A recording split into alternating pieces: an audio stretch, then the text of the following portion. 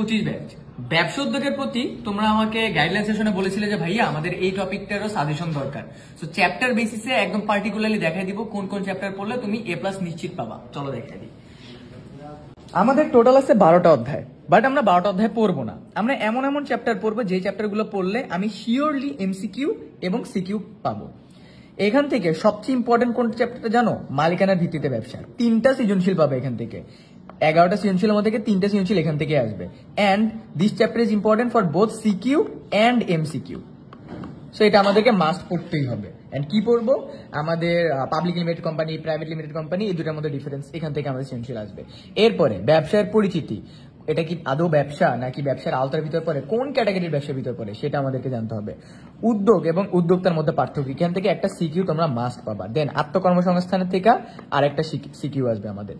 এরপরে এইখানে আমাদের কি আছে জানো? কপিরাইট আছে, প্যাটেন্ট আছে, ট্রেডমার্ক আছে। এই জায়গা থেকে আমরা আরেকটা CQ পাবো এন্ড বোথ MCQ আমাদের এখান থেকে আসবে। ব্যবসার পরিকল্পনা এখান থেকে আসতে পারে। শিল্প চাইলে পড়তে পারো, বাট আমি বলবো শিল্পটাকে পারলে স্কিপ করো, বিকজ এখান থেকে দেওয়ার দরকার নেই, বিকজ তুমি এখান থেকে 3টা পেয়ে যাচ্ছ। এরপর থেকে তুমি কোনটা থেকে দিবে জানো?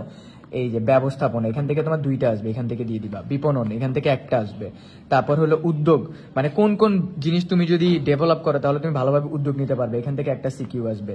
এরপরে এই 2টা চ্যাপ্টার থেকে আমাদের একটা আসবে। সো দেখো ওভারঅল তুমি যদি কয়েকটা চ্যাপ্টার ভালোভাবে পড়ো, যেমন হলো 4, তারপর হলো 1, 2, 5, 6, এগুলো যদি একটু ভালোভাবে পড়ো তোমার ইজিলি 7টা CQ কিন্তু তুমি দিয়ে দিতে পারবা। সো এই হলো আমাদের ব্যবসা উদ্যোগের সাজেশন। যদি কারো কোনো কোশ্চেন থাকে ভাইয়াকে কমেন্ট সেকশনে জানিয়ে দাও।